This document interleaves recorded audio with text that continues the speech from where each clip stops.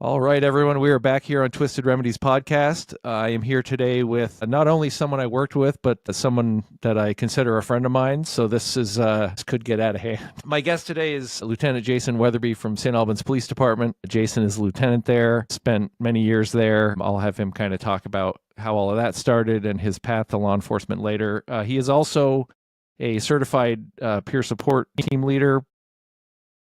Recently became a peer support person for Frontline Foundations, who, if you've been listening to the show, Joe Gorman was on, Mike Cancelleri was on, a bunch of people have been on who are loosely affiliated or directly affiliated with Frontline. So Jason is now one of those people, and excited for him because that's going to be a really cool role and a good person to have in that role. So I just said a lot of stuff. Jason, welcome to the show, and thanks for coming on. Yeah, I appreciate the opportunity to chat with you, for sure. Yeah. What kind of just walk us through how you got started in law enforcement and ended up sitting at a desk at St. Albans PD as a lieutenant? Not that he doesn't just sit at a desk. He goes out and drives around too. But right now he's sitting at a desk.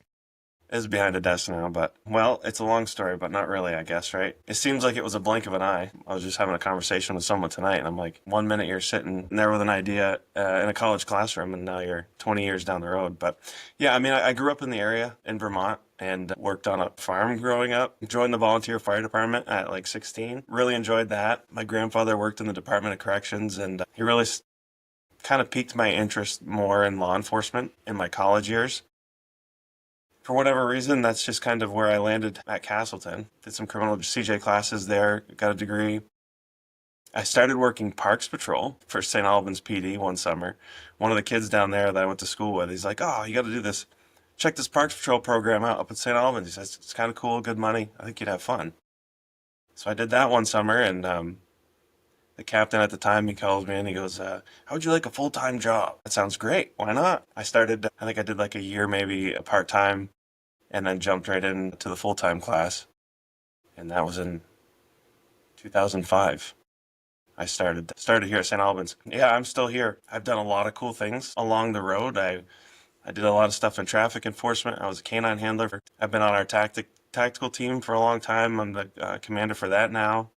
I was a school resource officer. I don't know. I dabbled in a lot of things and got to do a lot of training, meet a lot of different people, and definitely helped me build my career and me, who I am, honestly, personally. That's kind of my career story, I guess, in a nutshell.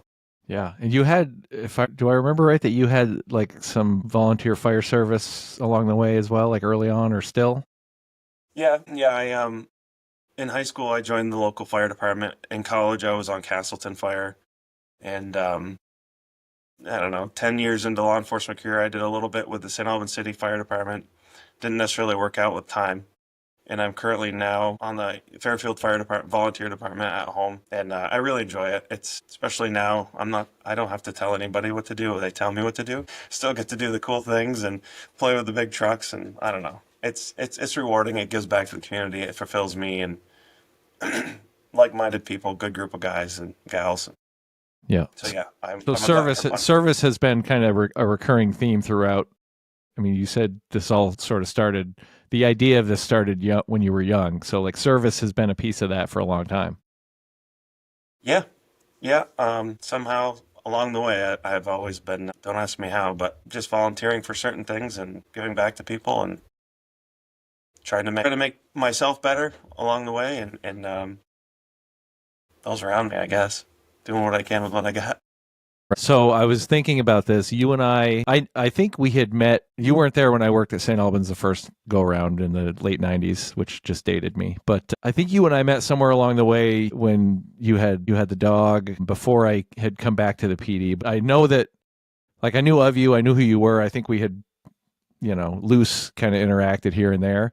But I remember coming back to the PD, and then you and I just kind of, I don't know. I feel like we hit it off, and I don't know that we worked together some, but it wasn't even a lot. But I don't know. It just felt like, oh, this is somebody I have stuff in common with, and we kind of hit it off, and then, that grew into, I don't know. I think it morphed into shared experience and just kind of speaking similarly about events that we had both kind of similar events we had been through. I don't know if you Yeah, have the same recollection of that, but yeah, no, for sure. It's like it's so interesting when you actually take time to slow down and think about things. Or yeah, I think I knew you when with task force work and other units that you'd been involved with, just the ugly goatee guy, and working with some of the other folks here at the office. But it was when you came here, I was relatively new to the lieutenant's position, and for a lieutenant in Burlington. And I talk about intimidating a little bit, right? And then I met you, and then I knew otherwise. But right. no, no, but it was good. It was good because I knew that you had a lot of experience, and I did not necessarily have a ton of experience, not only in the administrative field, but you'd been in law enforcement for as long as you had. And I definitely think we hit it up. I leaned on you a lot, and I guess what you're trying to say, or what I'm trying to say, is there was more of a personal connection too. Yeah, For yeah, me, and I had trust in you, and whether that was by virtue of your character or that you'd done the job that I'm trying to do now or at the time, whatever it was, there was something there. And ironically enough, for me, that was kind of it's kind of the beginning of, I won't say my undoing, but maybe my redoing, as far as not necessarily a tipping point, but just coming to terms with a lot of stuff that I had going on that I didn't even realize I had going on. And I knew you'd been through some stuff, which led to conversations like, hey, what do you do? What have you done? You right. seem like you're put together. Like, how do I do that? It's all smoke and mirrors sometimes. Yeah, no, I hear you. And I have a whole new understanding of smoke and mirrors for sure, but masking, social masking. But anyway, so yeah, that was great. Ultimately, and like I said, ironically enough, having that conversation with you is what got me started with Beth. And I know Right. Beth's been on the show. Yep. I think we talk about her regularly, and it got me started on a path with her and EMDR and just a whole new world of things, which was great. And having that interaction experience with you and her and everybody else has kind of given me a little insight and to be able to hopefully do that for other people. Maybe not necessarily trying to, but being open and present and willing to share and discuss and just meet people where they're at if they need to be met somewheres. Yeah. You know? We're going to go deeper into that later because I got a lot to say about that topic after after some recent events, but we'll keep that out there as a little carrot for everybody listening. Oh, you mentioned kind of your path through your career, and it's not, if you're doing the math at home, you started in 2005. It's now 2025, so that's 20 years. Department of 3 people or a big city department, that's still 20 years in law enforcement. And it's, I made the mistake. I didn't really make the mistake, but I was talking to someone the other day and I said, well, yeah, your experience at the city you're at is much different because you're in a bigger city than I worked in. And they pointed out it's really not. It's still, you're seeing the same stuff. Maybe the volume is different, but you're seeing the same stuff. And I think that's a good distinction to make because what does Joe always say? Terminal uniqueness, right? If you start comparing stuff that you don't need to compare. So I think about you having 20 years this year. Obviously, we've talked about kind of your journey through things, but like, is there a moment where you realized that, hey, all of this stuff, all of this, whether it's cumulative or one event or whatever it is there a moment that you realize like, oh, this is actually starting to affect me? Like was there, do you remember like a light bulb moment? I'm still waiting for the light bulb moment. I feel like every day I'm searching for the aha moment, but no, I know I know what you're saying. I know what you mean. It was a long time in. It was, it's probably 14 or 15 years into it. I'd been through my first divorce, the first marriage, first divorce. I met my current wife, and I think the aha moment was, well, we got time, so We got plenty I of time. guess so. There's some stuff that had happened in my career. A lot of my career, I think, looking back on it, and me as an individual, was a lot of asking and just kind of doing what I thought should be right. Mimicking the room. What do people want? And not really being true to me and myself and who I was, or not even really identifying that. I mean, I started in the fire service at 16 years old. I got into law enforcement at 21 years old, and that's been my life, one way or the other. So I don't think I really had a time to build a good identity for myself. So after my first divorce and some stuff that happened at the PD that I was involved with, those seemed to start to be catalyst events, or not wanting to identify them as such. I took up running. I was like, you know what? I got all the time in the world. I want to run a marathon. I want to do this. So I started running. When I say I started running, I ran every day, 6 days a week, 7 days a week. And before you knew it, I ran a couple marathons. I don't know, one summer I did like 13 half marathons, and I thought it was great. I was in control of my own pain. How weird does that sound now? But I was in control of my own pain. If I was going to be struggling with something, it's going to be something that I chose to struggle with. And that may be running 13 miles that day or 20 miles that day or whatever it was. And that gave me a sense of satisfaction or ownership over it. I'm in control. Gave me that sense of control. And I also got the weird medals at the end. And, everybody's like, oh, cool, you did that. It was just a weird thing. I tell you that part of the story because fast forward to meeting my current wife and my last wife. She knew me during the running phase, and that's when she met me. Everything was good. Everything was hunky-dory. I was masking what was really happening inside my head with completing a race. And when I feel like crap, I go run 5 miles, and the endorphins and the feeling of success was good. And I carried myself with that Band-Aid of that physical exertion, shall we say. Life happens. You don't always have the opportunity to run 6 or 7 days a week until all your problems go away, right? Or your legs fall off. Yeah, or your legs fall off, whatever it is. So life happens, promotions at work, changes in the job, children come into play, you buying houses, building houses, blah, blah, blah. That starts to happen. I stop slowly running, stopping my running end of things, and this different person emerges. A different person emerges. Not the jovial, happy-go-lucky, just person that I enjoyed being. It was more of the stereotypical, turned into a grump, drinking, just a different person. It's Yep. like a Jekyll and Hyde almost. Yep.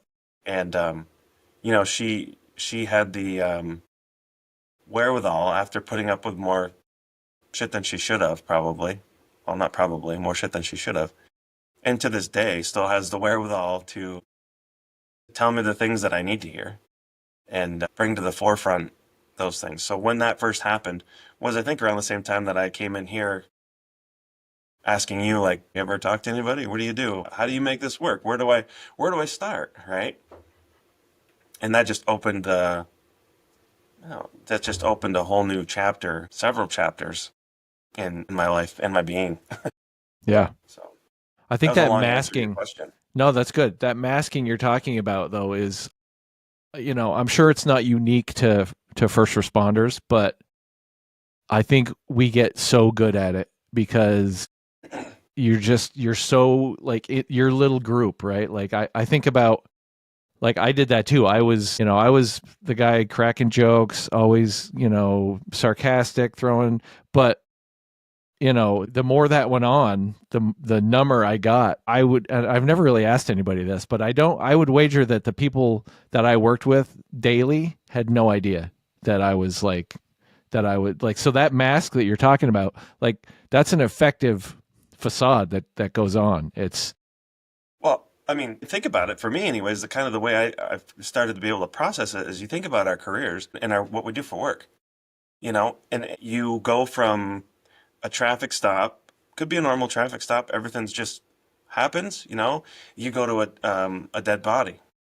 And then you got to break from that when the detectives get there, whatever it is, and then you run to, I don't know, the woman whose kid just walked out of the house and she don't know where.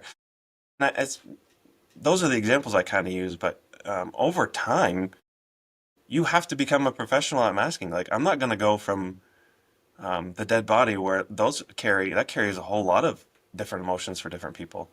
And then this woman that her child ran away, you're not going to treat that situation the same as you would from the one you just came from. You could go a 10, 12-hour day from one extreme on the emotional spectrum to the other, and you learn to manage it, because that's kind of, unfortunately, literally unfortunately, what we have to do to get by for ourselves and for the people that we're serving.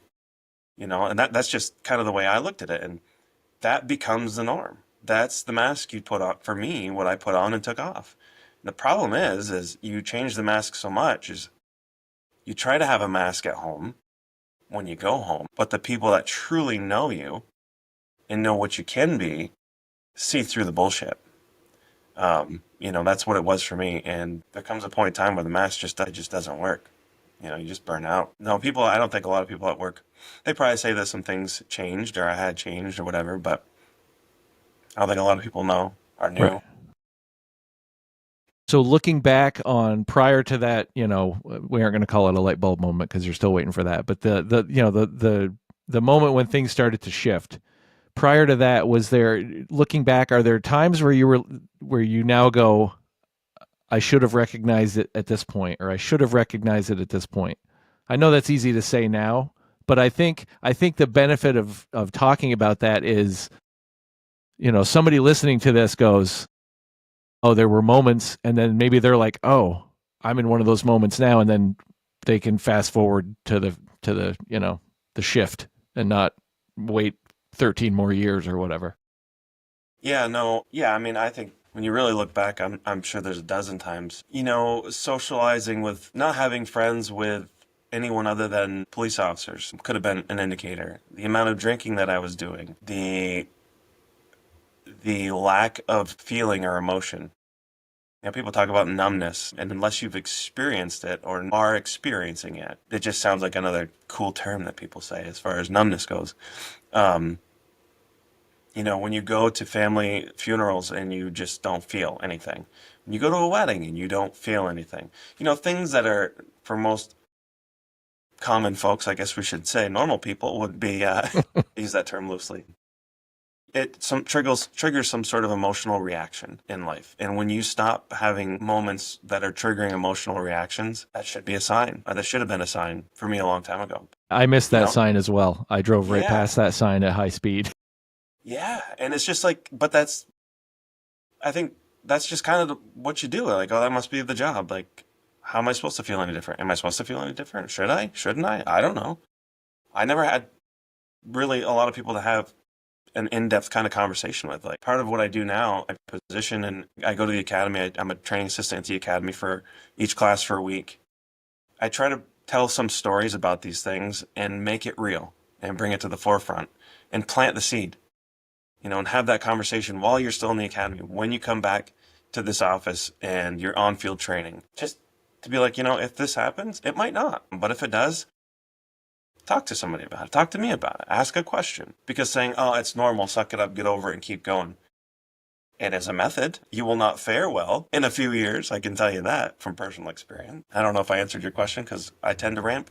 No, that's good. This show is really all about rambling. That's what I do. I think that's you talking about in the academy. I think about when I went through the academy when did I go full time was 2000. When I went through in 2000, like, I don't remember anything meaningful around this topic. There might have been some, sometimes the job's hard, suck it up kind of, but there was no, like, okay, so what do I do about that? after I've played the suck it up game to the point where I'm numb, I'm drinking, I'm, like falling apart, but masking, like all of that stuff. Like there was no, I don't remember any conversation that really talked about here's how to combat that. So I think the fact that, maybe you're not the only one down there talking about that, but the fact that you and other people at the academy level are at least normalizing that is huge. Yeah. Boy, I don't know. I wish that there was somebody that had that kind of conversation ahead of the game, and I think that the proof is you don't know what you don't know until you know.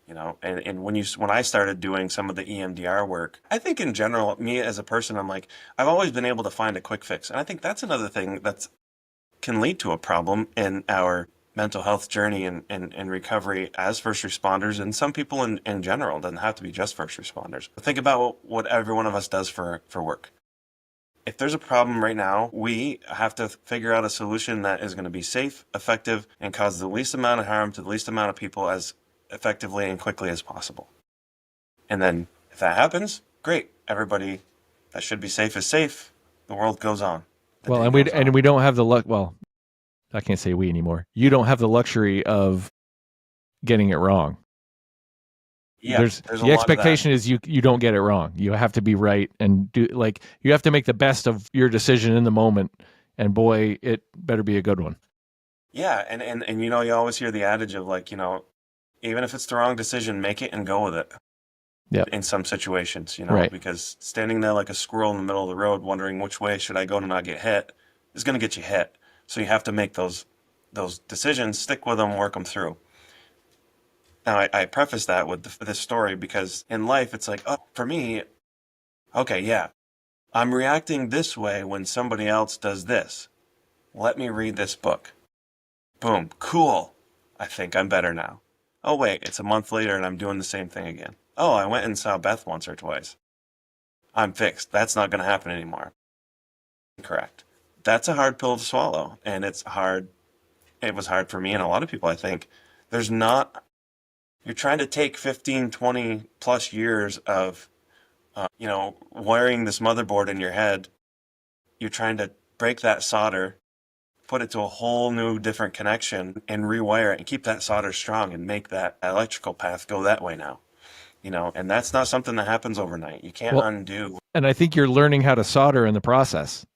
Yeah. It's a whole new art. Yeah.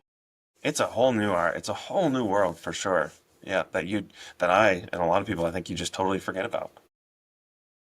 To the extent that you want to, or whatever level you want to go in, can you just talk about your path to, I'm going to say recovery, and I know that can be a loaded term, and I'm finding it fluctuates, but can you just kind of walk through your path to coming out the other side, or coming to where you're at now? Yeah. What does that path look like? It's a back country road that turns into glass and goes uphill and downhill a lot. Sun's not always shining, but no. And that's the truth. I think the path, where did it go? I went from kind of where I started earlier.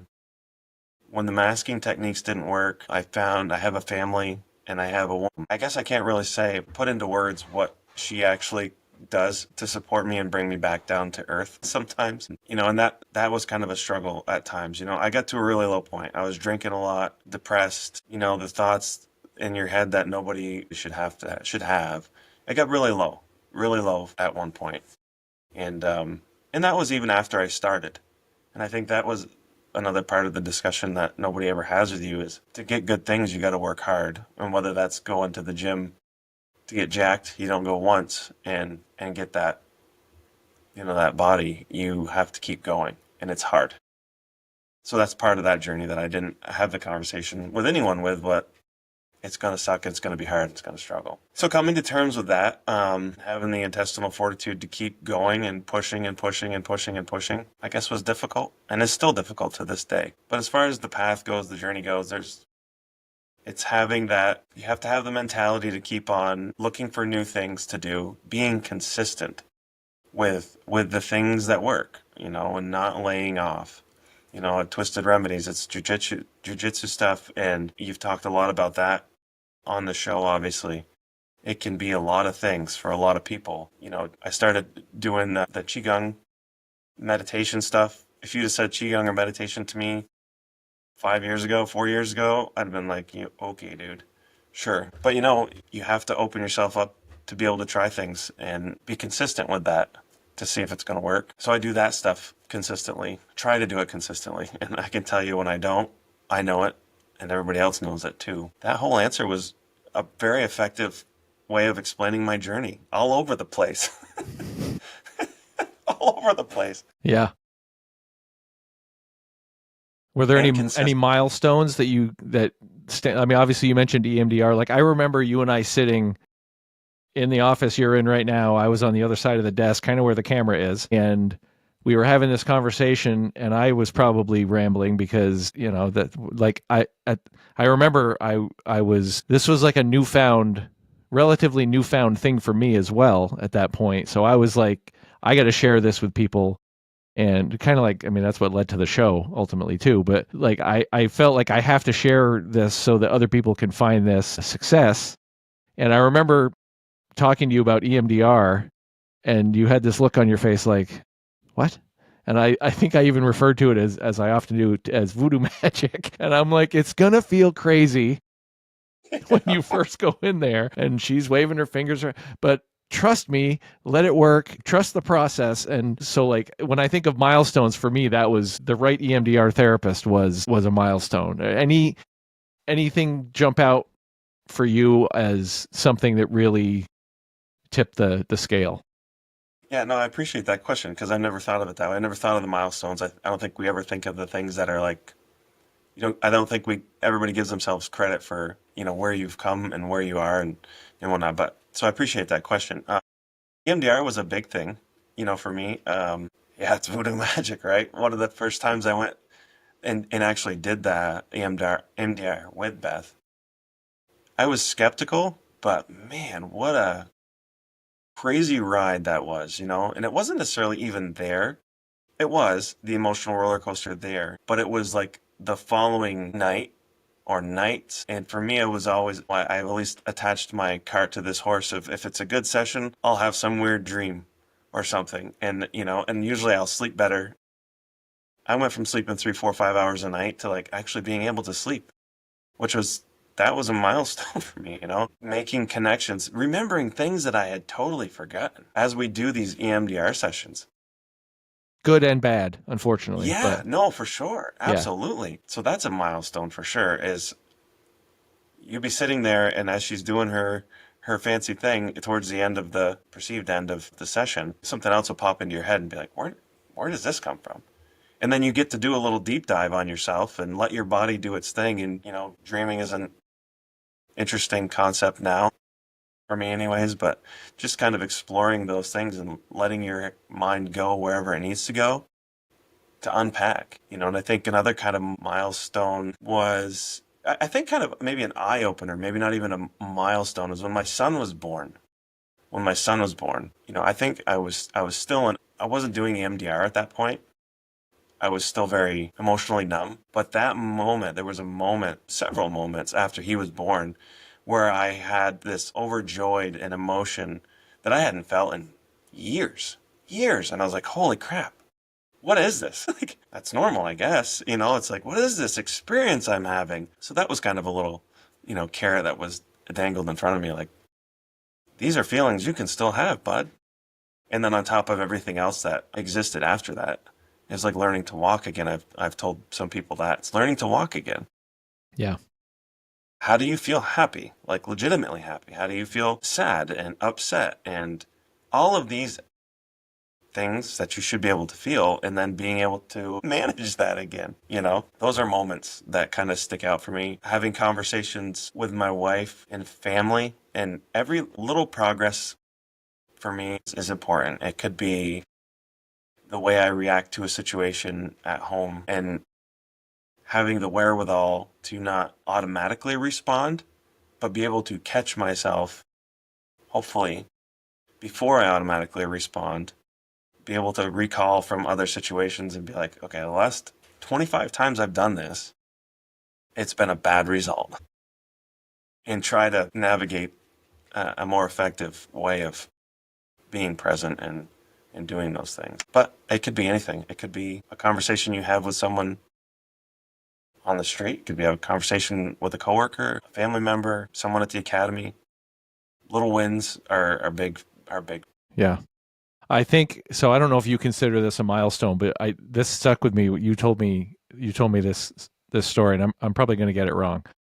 But you were somewhere doing something with your family, and your wife turned and looked at you, and you were smiling, and she was like, I don't know if she said like, what's wrong with you, or what are you doing, whatever it was, and you were like, I'm feeling. Yeah. And like it sounds goofy, but like that's a real thing. And like that stuck with me because like I didn't have a moment where I had a conversation about that, but I remember just all of a sudden one day like, I'm feeling stuff, and that hasn't happened for a while. And it was like maybe a little glimmer of it, and then it went away, and then it would come back. It wasn't consistent right out of the gate, but that story, when you told me that, I was like, that is definitely a thing. Yeah, and that makes you think a lot too. It's like, it is definitely a thing, and now it's like, why are you smiling? It's like, I don't know, I'm just happy. It's cool. Like I don't know, it's all good. But the fact that somebody's asking because it's out of character, because of them asking. Yes, yeah. It's when the norm becomes like just whatever the norm is, and a smile is out of the norm. That's scary. And I think people can tell when it's a smile because you're truly happy and smiling, or your mask has a smile on it. Like there is a difference, and the people close to you can see that. There you go. Yeah. I mean, anybody can go up. Any meathead can do this job.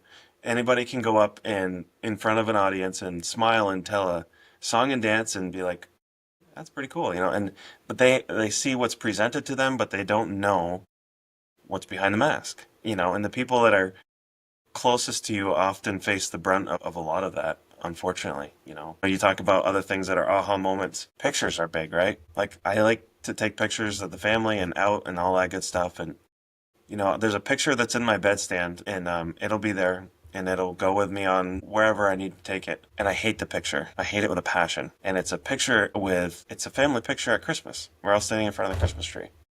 And that picture carries such of a before and an after, and the image, the look on my face is like, it's disgusting. No wonder my wife and family feel the way they feel sometimes. And I just, no wonder. Like, look at this picture. And I look at this picture sometimes and to try to, help not allow myself to go back there, and then this year, we went to get the Christmas tree with the kids, and it was fun. It was good. We were happy. And the smile on the picture on my face in the picture we took this year, when you look at that, if I held them up side by side, some people probably won't be able to tell the difference. Anybody that's talked to me or knew me more than 5 minutes would be like, holy crap, dude. What are you on in that picture? Like, did you drink before you went? So that's important. That's a big thing for me, is having those comparisons to be like, yeah, you are moving in the right direction. And it might not be a fast process, but it's a process that needs to happen nonetheless. That's cool that you have like a visual representation that is so distinctive that you can look at and go, here it is. Yeah, I mean, I think there's tons of memories you can draw on, but I think that one's very important because it's a holiday and everybody's supposed to be happy and the family's in it. It's not just me standing there. It's so much more to be. I think it's an expectation that you should have for yourself, but as a father and a husband, that should be priority one, and it should be being there for them and being part of that family unit. Just, and then, whether you're at work and whatever position you have at work, you want to be able to be good at that. It's interesting. A lot of the stuff that I've experienced is hard to put into words or a valid, effective story, so to speak. But it's interesting, to say the least. As you look back on your 20 years, is there training, resources, support that, knowing what you know now, was missing for the last 20 years? I mean, obviously the profession itself has evolved. I think we're doing collectively a better job than we did 20 years ago, 25 years ago. But I'm curious if you can put your finger on like what is there something that might have made a difference and got you, out from under, or at least more aware as you're going through these things? Yeah, I don't know. I mean, hindsight's 2020, right? But I'd like to think there's certain things that I could have seen or done, or classes that I could have taken that would have changed the trajectory. Um, Obviously, I don't know that for sure, but you think of I feel like a lot of things were just done because it was a box check. These guys dealt with a fatality with a train. Maybe we should have somebody come in and sit them all in a room. And I'm not saying this is a bad thing per se, if done the right way, but that's all just somebody you've never met before. You bring them in, you sit there for an hour, and then you leave and call it good. Here's a card. Call me if you feel funny, or like what?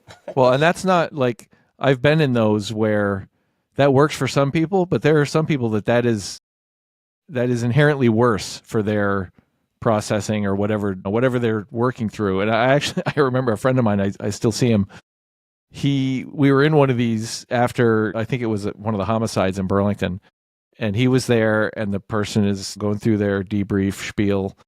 And he put his hand up and he's like, "I'm glad you guys, like, this is great for all of you. This does not work for me. So I'm going to go. Thank you." And he got up and walked out. And he and I were talking about it a couple weeks ago. And I was like, that's a great illustration of you can't shove a square peg in a round hole. Yeah. Like it has to be really tailored to what the person needs. Yes. Yeah, and I mean, good for him for having the wherewithal to do that, honestly. And but again, I think like everybody wants to rubber stamp something, say they did it, and then when something happens, well, I don't know why that happened, because we did this debrief one time for 20 minutes, and I think also that one other thing that you don't think about, or I didn't think about until longer, is you don't know what the incident's going to be, and why is it fair for me to say this car crash and this call and this type of call are going to be the ones that bother you? And it could be anything. As I talk to people in the last couple of years, coworkers and friends and family and FLF folks, it can be anything from the smell of cigarettes on a call that sends somebody into a totally different world. It can be anything. So I think having an open communication with people that you work with, or you have some sort of ability to help, is important. Come in and say, okay, you went to a crash today. You should be feeling this way. Maybe you should talk to this person. Like, who am I to say that? Like, maybe they're fine with that. So I think open lines of communication from the get-go years ago would have been awesome. Conversations with someone that was senior to me, that had been doing the job for a few years, that could have a very blunt, open conversation, and instead of just playing every bad situation out to be this glorified, heroic, or whatever it was. Like, oh, that was awesome. Yeah, that call was just freaking great. Yeah. Okay, so that's where I should be thinking the next time I go to a call similar to that. Right. Yeah. And the reality like is somebody normalizing, like, it's okay to not be okay somewhere along the way. Yeah. Not teaching to put the mask on. Right. Like, right. There's a time and a place. Right? There's a time and a place. And being vulnerable and taking your mask off in the middle of a call in a situation isn't going to work. I can almost guarantee that, right? But that doesn't mean you shouldn't be given the tools along the way to be able to out-process at the end of your shift. Whether that's through some sort of physical, whatever it is, works for you. We talk about it with some of our field training officers here. You come in and you're like, okay, you're going to ride with this one for a month, and this officer for a month, and this officer for a month, and each one of them is going to tell you how they do their traffic stop, how they approach a house, how they do this, and you're going to pick the one that fits your needs or you want to alter, that works for you moving forward. That's going to be your style now. And that goes across the board with everything in law enforcement, firefighting, EMS, right? Except for mental health. Everybody's like, oh yeah, well, go talk to this counselor and then you can come back. The counselor probably doesn't know what the hell's going on. And in my past experience with specific events, I'm personalizing it. So why are you going to make someone do one thing instead of offering multitude of things? Like, this is what Qigong is, and these are the benefits. This is the history of it. This is what it could help. Try it. This is meditation. This is the history of it. This is what may help. This is jujitsu. This is whatever those things are. Why don't we, or why can't we offer those out as tools for your tool belt, just like we do your taser and your pepper spray and your pen that writes in the rain and Right. all that other happy horse shit. We're missing the biggest valuable asset if you want to look at it from a business standpoint, and that's the human being. The shelf life for a human being shouldn't be calculated as a shelf life. Like, oh, we're going to get 20 years out of that guy and he's going to be shit and send him packing down the road. Oh, we're going to get 15 years out of that gun, then we know we have to replace him. It shouldn't be that way. We're human people. We're human beings. We need to have more investment in the individual. And I don't want to say less investment in the tools, actual physical tools, but I think But at priorities least need to equal. shift. Yeah. Yeah. Yeah. And I digressed on that, but I think those things, if they'd have been available a long time ago, I think that would have been better. Normalizing it would be the thing, but at least I would have known, like, holy shit, this is something somebody else has experienced or is experiencing. Well, this isn't just the natural progression of being in law enforcement or public safety. Going numb. Okay, I go numb and that's life. What's next? I think that's why a lot of people, when they retire from public safety, they don't know what the hell to do. It's the only thing you've ever done is whatever job in public safety you've been in. You don't know how to have fun. You don't know how to experience anything. You've lost your identity. You've lost who you are. And I think that plays a major role in life after this career. Yeah. So I want to shift gears a little bit because you have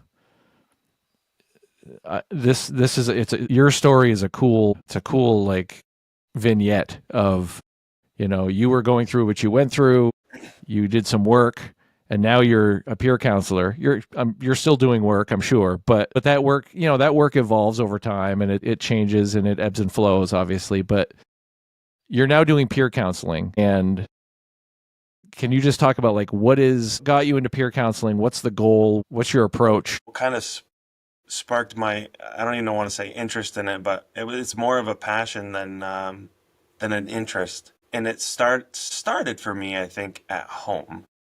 When I started to realize the peripheral damage that had occurred, was occurring, still occurs, there's a part of me that wants to be able to not necessarily prevent, but help other people either A, not go through it or have to go through it themselves or put their families and friends or whatever it is through it, or be able to pull that cart out of the mud about 15 years before. That's my goal. I think personally, there's people that go to, I keep saying the academy, but just kind of as an example, there's use of force instructors that go down there and they're really good at it and that's their passion and they love to do that. Motor vehicle law instructors, they love it. That's their passion. That's their thing. I want to be able to go down there and say, anybody can do this other stuff, but here's the stuff that's going to be a little harder that nobody's going to tell you about. Yeah. And with FLF, I went through the cohort.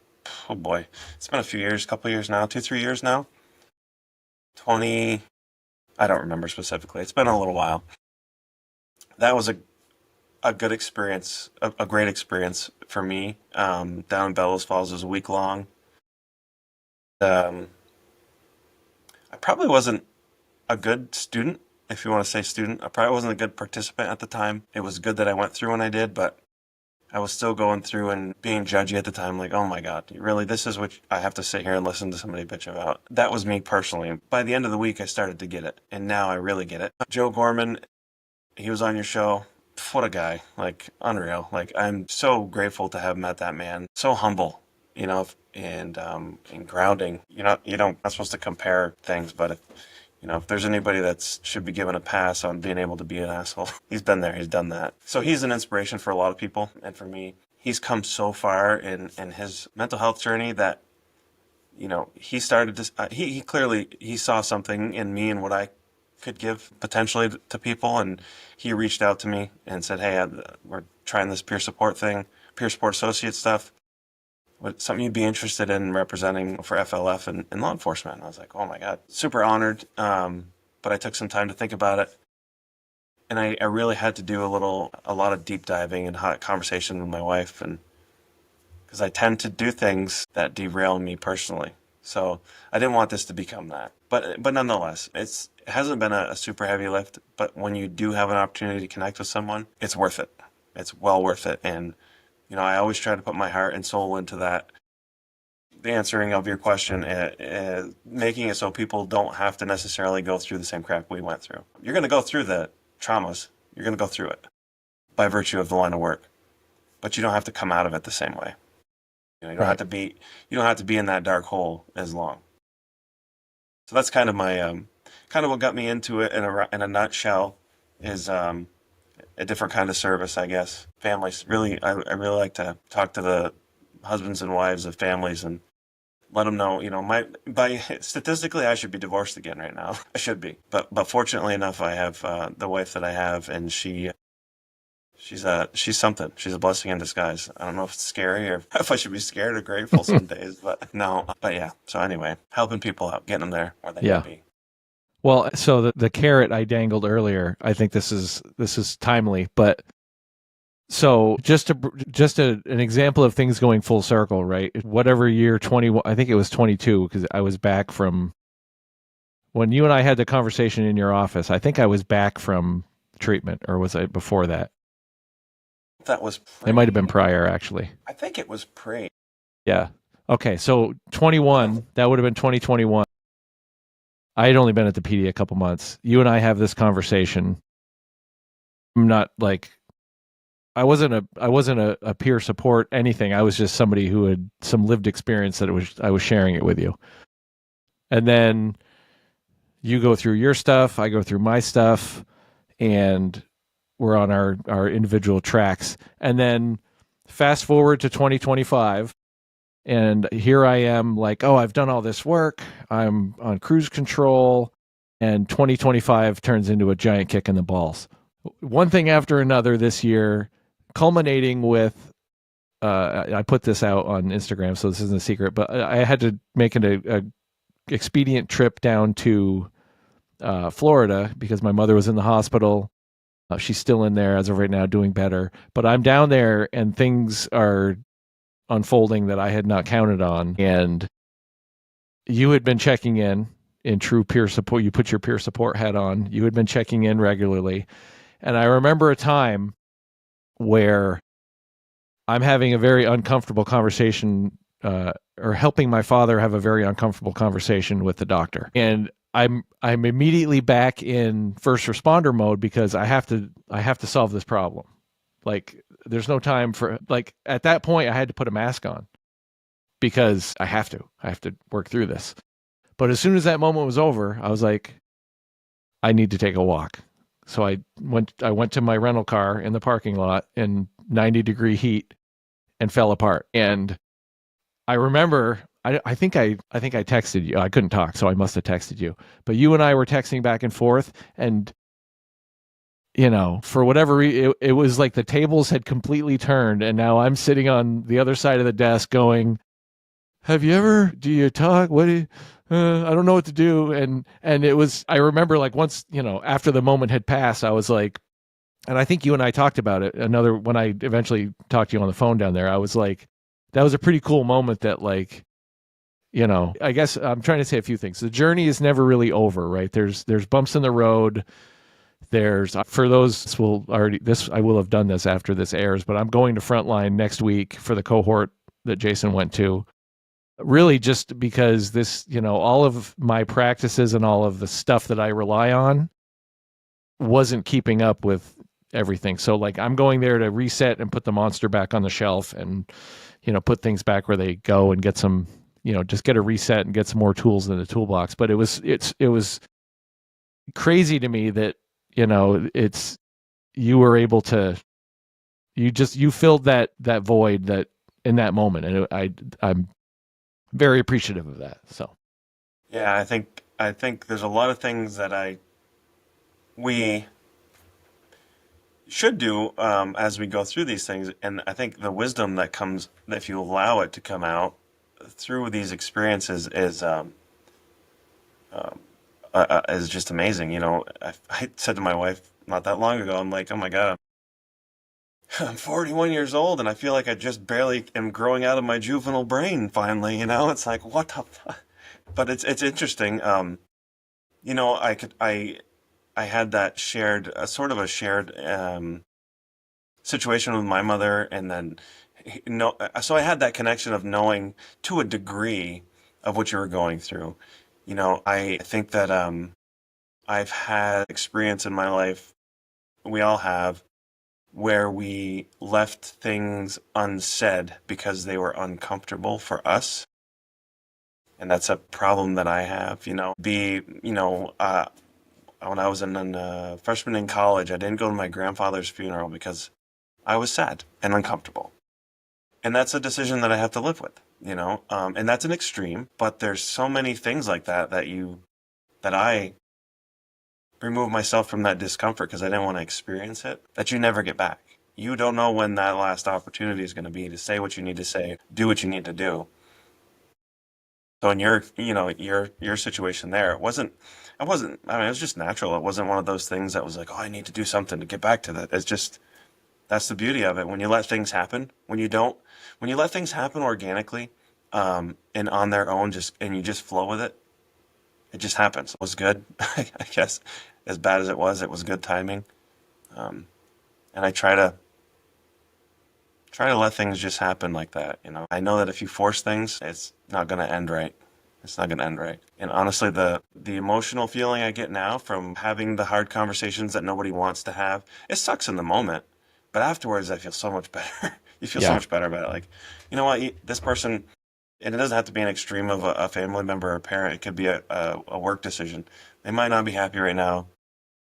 It could be a home decision. She's not happy. My son's not happy. Whoever's not happy. But hopefully we can have a conversation, communicate, understand, and move forward. Because not communicating does absolutely nothing. So I guess that's just kind of like sharing some of the wisdom that I have gained, and it felt good too for me to be able to reach out to you because I was like, oh my god, this fucking gotta suck, man. Like, like, how's it going today? Like, how you doing? And I also know that too, right? Being on the other end of that is not having someone that will just ever necessarily be there because you've pushed them all away, or Right. they're so uncomfortable, or they don't know how you're going to react, or you've pushed them away in the past. It's amazing, as much as sometimes I hate technology, like just a quick text of like, what's up today? How you doing? All good? Or whatever it is. Just checking in. I don't know. It could be any freaking text.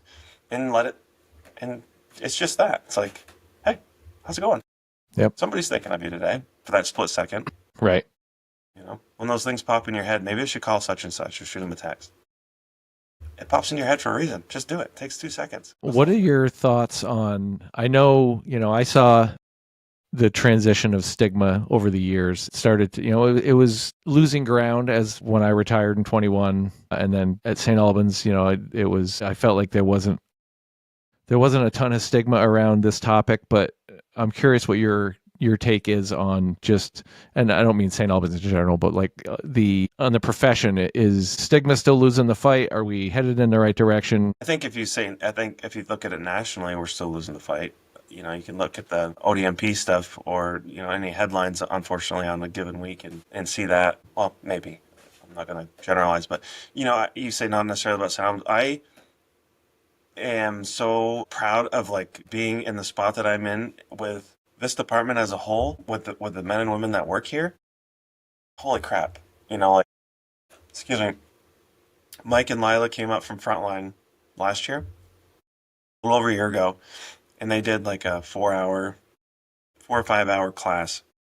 It's like an introductory class to breathing techniques, how your brain works, how your traumatic situations affect you physiologically, all those things. Great class, and part of that class was meditation. The class was not mandatory. It was, hey, this is the class. This is a brief description. I've been through the full class. Show up if you want to show up. And we packed that room. And it was full of dispatchers and police officers and Mike and Lila afterwards, and everybody was participating. We've all sat through the trainings where people are like smoking and joking and this is uncomfortable, so I'm guilty of it. Everybody was in tune and they just did it. And I know that there's some people that are still practicing that stuff, some people that ask questions. But I think the part that really I'm impressed with the most is even the ones, officers and individuals that that wasn't the tool or any of that. None of that was the tool for their belt. That's fine. They didn't care. They didn't talk down about it. They didn't be like, you guys are freaking weird or any of that crap, And seriously, you know how it goes. Yeah. Oh, yeah. And the guys that have been here for 20 plus years, having conversation with them, they're like, not my thing, but I will offer it, and I will not talk shit about it, and I will be a proponent for it as a tool for them if it works for them. So I think as far as stigma here at St. Albans goes, and from my experience, I think there's always room to improve. However, I think we're leaps and bounds ahead of a lot of other places, and it's very cool to be able to say that. To have it's you can always tell, like when I first started working here, other agencies and friends, and when you walk into a room and you're having a conversation that people are going to be like, if the room goes silent, you know that it's a stigma. Like, okay, we got to change the topic. So anyway, yeah, well, how about that game the other night? It's like, but here it's like you could be talking about whatever the hell it is you want to talk about, and people will either just pass through, maybe they'll join in, whatever it is, but they're not turning around like, you guys are nuts. There's no way. I haven't experienced it. And it hasn't been brought to my attention. Nationally, yes. Other services, sure. I think by virtue of your podcast, and then a lot of us individually just want to be able to go out and help everybody, right? You want to help everybody, but you have to affect those closest to you in your circle first before you can do that. Affect what you can affect, and then see where it goes from there. And that's and a lot of times you don't even know you're affecting people, right? Hence our conversation, and that circle of life, so to speak. How that's gone full circle. So yeah, I don't know. You'd have to talk about. I know the state police. I'm not a representative of the state police, and I will not talk. But they're doing a lot of other stuff too. They're venturing out. I know for a fact that they're venturing out into new realms to be able to provide some services, extra services, or other services to the troops too. So it's getting there. Yeah. It's getting there. That's trending in the right direction then. That's good. I think so.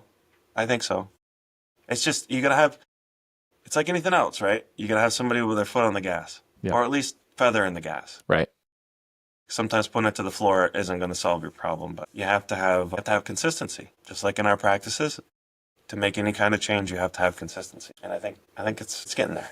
It's getting there. So I round out every episode. I know you've listened to at least one or two episodes, but I ask everybody, I have a general idea, I think, what you're going to say, but these are just fun for me because then other people get to hear it. What are your twisted remedies? And I think you understand the concept. Sometimes for people who I interview who haven't listened to the show, I have to explain what that means, but I'm trusting that you know what I'm asking. Yeah, no, I do. Yeah, for sure. So. And I knew you were going to ask me this too, and I'm like, what are my twisted remedies? But I think if I had to put something on it, I think it's probably like the Qigong.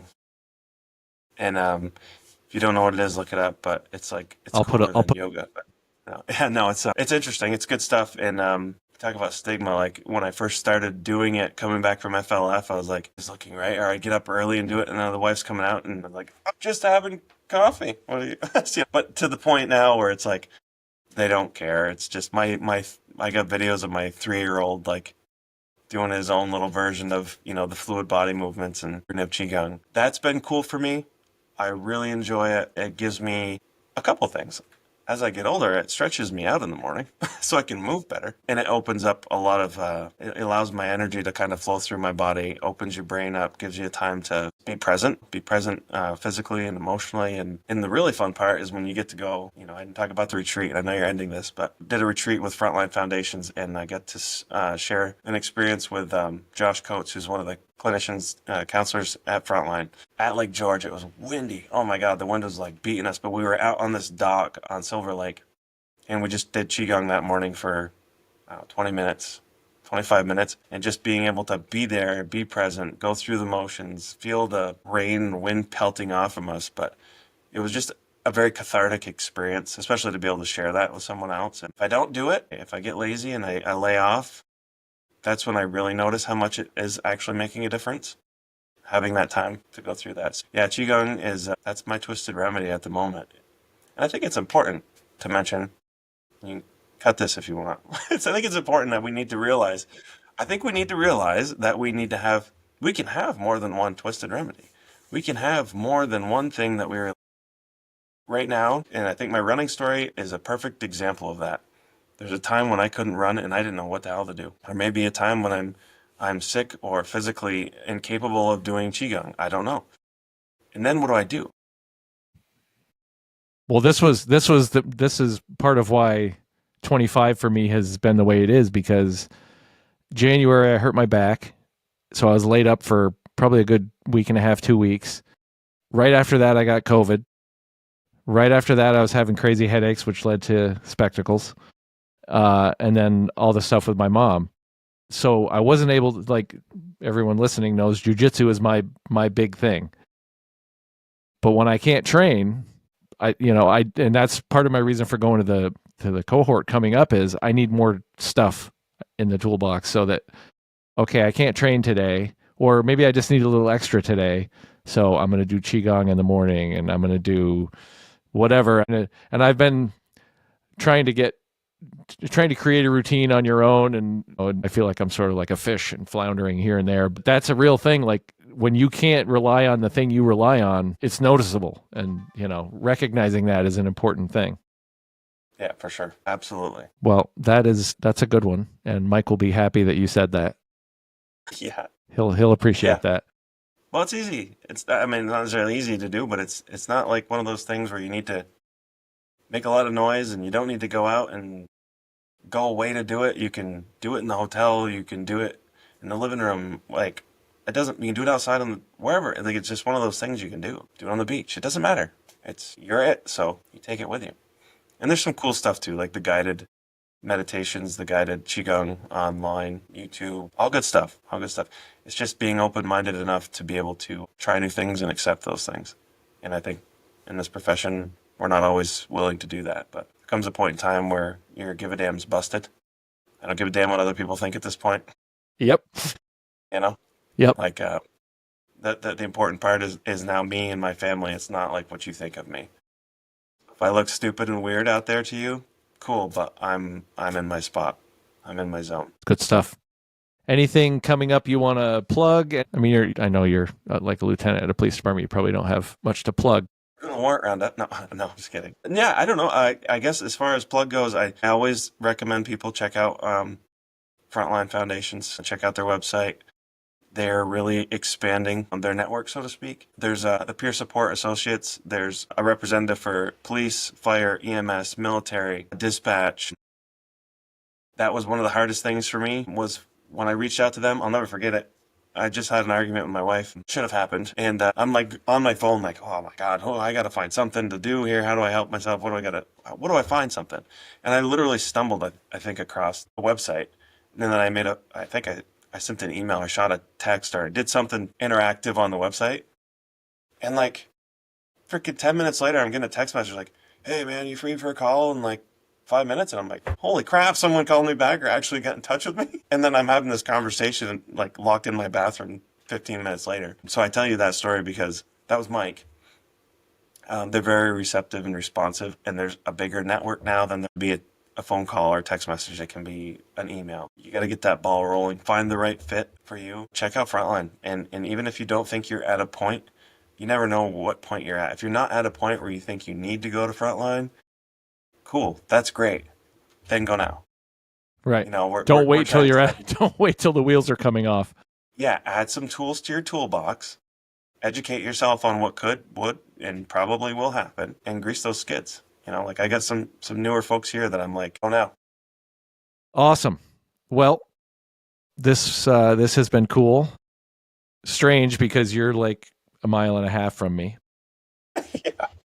But this is, I think this gets us some better quality product. But I appreciate this has been a great conversation. I know when we first talked about this, you were hesitant to do this, but I'm glad that either I wore you down or you had a change of heart or both and decided to come on. And I think this is such an important conversation for people who are in whatever stage of this process that they're in. I think it's important for them to hear it. So I appreciate you coming on and having it. Yeah, I appreciate the invite and the opportunity, and It's all good stuff, man. I appreciate what you're doing. I really do. Awesome.